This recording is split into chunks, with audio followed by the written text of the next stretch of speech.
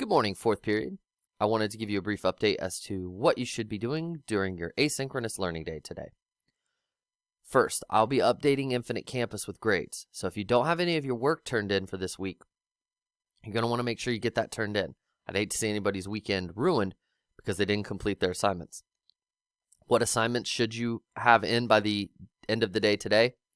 You need your ALEKS Spiral Review number 2, your ALEKS Integers assignment, your interactive notebook needs to be submitted, as well as the real number sort that we worked on Wednesday.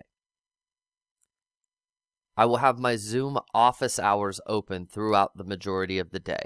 If you need any help at all, or you would like me to check over anything, whatever we need to do, feel free to log into those office hours, and I will help you get done what we need to get done. Okay.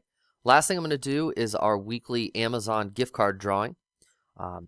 This week, how your entries were determined is if you signed into every Zoom session and then participated in that session via turning your mic on if I popped into your breakout room, answering questions in the chat from our discussion yesterday. So here's everybody's entries. They're in as abbreviations. I know exactly who these people are. So there's all the entries, and I'm going to go ahead and do the drawing for our weekly Amazon gift card winner.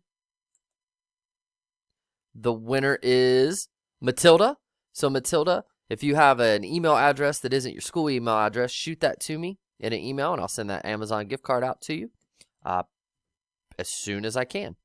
Lastly, again, my Zoom office hours will be open today. Okay, it's the office hours. That's what's opened. So if you need help or you want me to answer any questions, log into the office hours. Don't try to log into Miss Clark's math class. Log into the office hours, and that's where I'll be. All right. Other than that, have a great weekend. Okay.